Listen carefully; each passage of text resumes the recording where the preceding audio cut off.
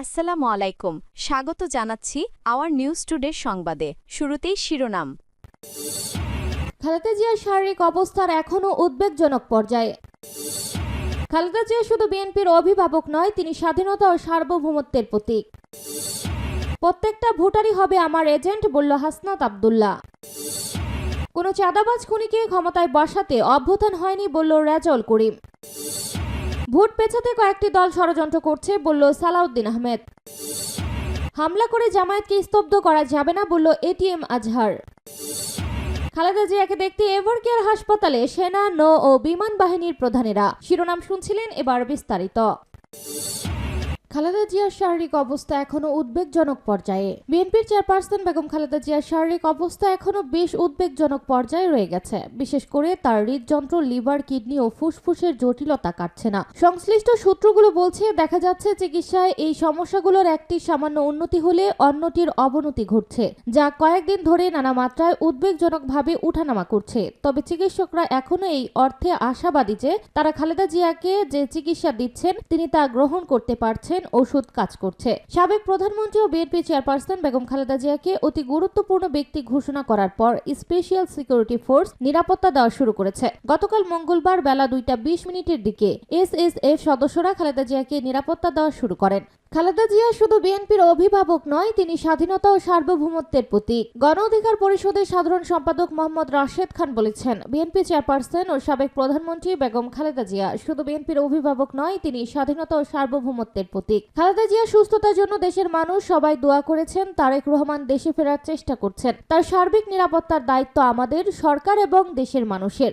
আমরা সবাই আন্তরিক, তিনি যথাসময়ে দেশে ফিরবেন বলে মনে হচ্ছে। তিনি বলেন, ঐক্যমত্য কমিশনে যারা ছিলেন তারা অনৈক্য সৃষ্টি করেছেন, তারা কিন্তু আমাদের মধ্যে ঐক্য বজায় রাখতে পারেনি। বদিউল আলম মজুমদার বলেছেন, নাকি নির্বাচনের থেকেও বড় হলো সংস্কার, নির্বাচনই বড় সংস্কার নয়। আমি মনে করি সংস্কারের 1 নম্বর পন্থা হলো নির্বাচন। আগামীতে যদি সুষ্ঠু নিরপেক্ষ নির্বাচন না হয় তাহলে বাংলাদেশ ব্যর্থ হয়ে যাবে। এইসব কথা বলে সরকার বা ঐক্যমত্য কমিশনের সুবিধাভোগী লোকজন নির্বাচন পিছিয়ে 5 বছর ক্ষমতায় থাকতে চায় কিনা সেটি নিয়ে আমার সন্দেহ ও সংশয় রয়েছে। গণ অধিকার পরিষদের এই নেতা বলেন, শুরুতে আমরা দেখেছি এই সরকার নির্বাচনের কথা শুনতে পারেনি, বরং তাদের এজেন্টদের মাধ্যমে একটা বয়ান ইস্টাবলিশড করেছিল সংস্কারের জন্য, বিচারের জন্য ও রাষ্ট্রের উন্নয়নের জন্য। এই সরকারের 5 বছর ক্ষমতায় থাকলে ভালো হবে। নির্বাচন নিয়ে ভারতের চক্রান্ত বা অন্য দেশের চক্রান্ত থাকতে পারে। আরেকটি 1-11 সৃষ্টি করে বাংলাদেশে শেখ হাসিনাকে ফিরিয়ে আনার জন্য বিভিন্ন গোষ্ঠী তৎপর রয়েছে। বাংলাদেশে আমরা আর 1-11 ফিরতে দেব না। আওয়ামী লীগ ও শেখ হাসিনা এই দেশে ফিরবে না। প্রত্যেকটা ভোটারই হবে আমার এজেন্ট, বলল হাসনাত আব্দুল্লাহ। জাতীয় নাগরিক পার্টি এনসিপির দক্ষিণ অঞ্চলের মুখ্য সংগঠক হাসনাত আব্দুল্লাহ বলেছেন, আগামী জাতীয় সংসদ নির্বাচনে প্রত্যেকটা ভোটারই হবে আমার এজেন্ট। নির্বাচনে আমি আপনাদের টাকা দিতে পারবো না, তবে সুখে দুঃখে আপনাদের সঙ্গে থাকবো। আপনারা শুধু ভোটারদের কাছে আমার সালাম পৌঁছে দেন। হাসনাত আব্দুল্লাহ বলেন, এখন অনেকে বলে আমাদের এজেন্ট দেওয়ার লোক নেই, কিন্তু গত 17 বছর যাদের নির্বাচনে এজেন্ট দেওয়ার লোক ছিল তারা হাসিনাকে ক্ষমতা থেকে ফেলাতে পারেনি। তাহলে সেই এজেন্ট দিয়ে কি হবে? আমাদের এজেন্ট দেওয়ার লোক নাই, কিন্তু আমরাই স্বৈরাচার হাসিনাকে ক্ষমতা থেকে বিদায় করেছি। আমরা যখন স্বৈরাচার আন্দোলন করেছি তখন অন্য পার্টির লোকজন আমাদের পেছনে এসে দাঁড়িয়েছেন। ঠিক সেভাবেই নির্বাচনে আমরা যদি ভালো কাজ করি তাহলে অন্য পার্টির লোকজন আমাদের সঙ্গে চলে আসবেন। আগামী নির্বাচনে প্রত্যেকটি ভোটারই আমার এজেন্ট হয়ে দাঁড়াবেন। কোনো চাঁদাবাজ খুনিকে ক্ষমতায় বসাতে অভ্যুত্থান হয়নি, বলল রেজাউল করিম। ইসলামী আন্দোলন বাংলাদেশের আমির মুফতি রেজাউল করিম বলেছেন, কোনো চাঁদাবাজ খুনি সন্ত্রাসীকে ক্ষমতায় বসাতে জুলাইয়ের গণ অভ্যুত্থান হয়নি। মুফতি রেজাউল করিম বলেন, গত 53 বছরে আমরা অনেক দল দেখেছি, কিন্তু ইসলামকে দেখা হয়নি। তাই এবার মানুষ কোরআনের আইন বাস্তবায়নে দেশে ইসলামী আইনের বাস্তবায়ন দেখতে চায়। বরিশালের বেলস পার্ক মাঠে আয়োজিত এই সমাবেশে সকাল থেকে ছোট ছোট মিছিল নিয়ে আসতে থাকেন ইসলামী দলগুলোর নেতাকর্মীরা। বিকাল নাগাদ জনতার ভিড়ে কানায় কানায় পূর্ণ হয়ে যায় সমাবেশস্থল। সভাপতির বক্তৃতায় জামায়াতে ইসলামের নায়েবে আমির অধ্যাপক মুজিবুর রহমান বলেন, আগামীর বাংলাদেশ হবে ইসলামের বাংলাদেশ। ফ্যাসিস্টদের পক্ষে যারা কথা বলে, ক্ষমতায় গেলে যারা আওয়ামী লীগের মামলা তুলে নেওয়ার প্রতিশ্রুতি দেয়, তারা জুলাই গণ অভ্যুত্থানের সঙ্গে বেইমানি করছে।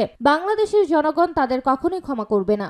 ভোট পেছাতে কয়েকটি দল ষড়যন্ত্র করছে, বলল সালাউদ্দিন আহমেদ। ভোট পেছাতে কয়েকটি দল ষড়যন্ত্র করছে বলে মন্তব্য করেছেন বিএনপির স্থায়ী কমিটির সদস্য সালাউদ্দিন আহমেদ। তিনি বলেন, তারা কারা আপনারা জানেন, কিন্তু আপনারা কি সেই সুযোগ দেবেন? বাংলাদেশের মানুষ কি সেই সুযোগ দেবে? গণতন্ত্রের বিরুদ্ধে, জনগণের ভোটাধিকারের বিরুদ্ধে যারা দাঁড়াবে, জনগণই তাদের প্রত্যাখ্যান করবে। 2008 সালে নির্বাচন ও 1-11 প্রসঙ্গে সালাউদ্দিন আহমেদ বলেন, 1-11 সরকার কারচুপি করে আওয়ামী লীগকে ক্ষমতায় আনে। সেই নির্বাচনে গণতন্ত্রের 12টা বাজিয়ে দেওয়া হয়েছিল। গণতন্ত্র ফিরে পেতে 2024 সাল পর্যন্ত জনগণকে অপেক্ষা করতে হয়েছে, রক্ত দিতে হয়েছে, শহীদ হতে হয়েছে, গণ অভ্যুত্থান করতে হয়েছে। এখন আমরা ভোটাধিকার ফেরত পেয়েছি, কিন্তু প্রয়োগ করতে পারিনি। বিএনপি চেয়ারপারসন বেগম খালেদা জিয়াকে আপোষহীন নেত্রী হিসেবে উল্লেখ করে সালাউদ্দিন আহমেদ বলেন, এই দেশের গণতন্ত্র, সার্বভৌমত্ব, স্বাধীনতার প্রতীক বেগম খালেদা জিয়া। এদেশের জনগণের ঐক্যের প্রতীক তিনি। আজ তিনি অসুস্থ, তিনি ষড়যন্ত্রের শিকার হয়েছেন। তার শরীরে স্লো পয়জিং এর মাধ্যমে বিভিন্ন অঙ্গ ক্ষতিগ্রস্ত হয়েছে। তাকে বিদেশে চিকিৎসায় যেতে দেওয়া হয়নি, দেশে চিকিৎসাও ঠিক মতো নিতে পারেননি। কারাগারের অন্ধকার প্রকোষ্ঠে একাকিত্বে দিন কাটাতে হয়েছে। এত অত্যাচার সত্ত্বেও তিনি দুঃশাসনের সঙ্গে আপোষ করেননি, শেখ হাসিনার সঙ্গেও আপোষ করেননি। গণতন্ত্রের জন্য আজীবন লড়াই সংগ্রাম করে গেছেন। হামলা করে জামায়াতকে স্তব্ধ করা যাবে না, বলল এটিএম আজহার। জামায়াতে ইসলামের নায়েবে আমির এটিএম আজহারুল ইসলাম বলেছেন, গণজোয়ার সৃষ্টি হয়েছে। আমি যত জায়গায় গিয়েছি এই গণজোয়ার দেখে অনেকে আবোল তাবোল করা শুরু করেছেন, অনেক জায়গায় হামলা করা শুরু করেছেন। হামলা করে জামায়াতে ইসলামীকে স্তব্ধ করতে পারবেন না।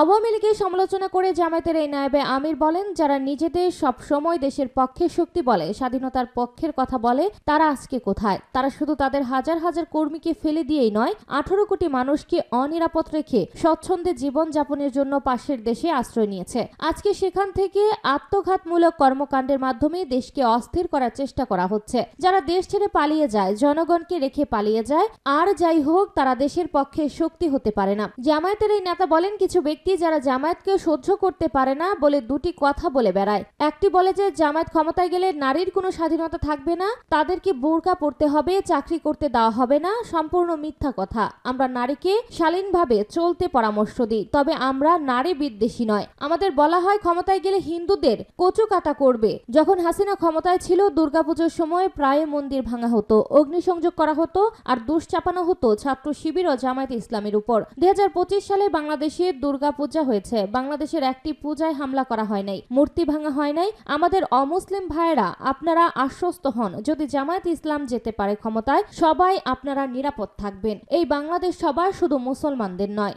খালেদা জিয়াকে দেখতে এভারকেয়ার হাসপাতালে সেনা, নৌ ও বিমান বাহিনীর প্রধানেরা। বিএনপি চেয়ারপারসন ও সাবেক প্রধানমন্ত্রী বেগম খালেদা জিয়াকে দেখতে রাজধানীর এভারকেয়ার হাসপাতালে গিয়েছেন সেনাবাহিনীর প্রধান জেনারেল ওয়াকারুজ্জামান, নৌবাহিনীর প্রধান অ্যাডমিরাল এম নাজমুল হাসান ও বিমান বাহিনীর প্রধান air chief marshal Hasan Mahmud Khan. মঙ্গলবার রাত 8:30টার পর হাসপাতালে আসেন সেনাবাহিনী ও বিমান বাহিনীর প্রধান। তারা বিএনপি চেয়ারপারসনের চিকিৎসার খোঁজ খবর নেন। রাত 9টার পর সেনা প্রধান জেনারেল ওয়াকারুজ্জামান হাসপাতাল থেকে বের হন। এর কিছুক্ষণ পর বিমান বাহিনীর প্রধান air chief marshal Hasan Mahmud Khan হাসপাতালে আসেন। রাত 9:30টার দিকে নৌ ও বিমান বাহিনীর প্রধানেরা হাসপাতালে অবস্থান করছিলেন। আন্তঃবাহিনীর জনসংযোগ পরিদপ্তরের এক বার্তায় সেনা, নৌ ও বিমান বাহিনীর প্রধানদের রাতে এভারকেয়ার হাসপাতালে চিকিৎসাধীন সাবেক প্রধানমন্ত্রী ও বিএনপি চেয়ারপারসন বেগম খালেদা জিয়াকে দেখতে যাওয়ার কথা জানানো হয়। এভারকেয়ার হাসপাতালে খালেদা জিয়ার চিকিৎসা ঘিরে হাসপাতাল এলাকায় নিরাপত্তা জোরদার করা হয়েছে। এর মধ্যে special security force, president guard regiment ও পুলিশ সহ আইন শৃঙ্খলা রক্ষাকারী বাহিনীর সদস্যদের সেখানে নিয়োজিত করা হয়েছে। কাঁটা তারের ব্যারিকেড দিয়ে ঘিরে ফেলা হয়েছে হাসপাতালের প্রধান ফটক।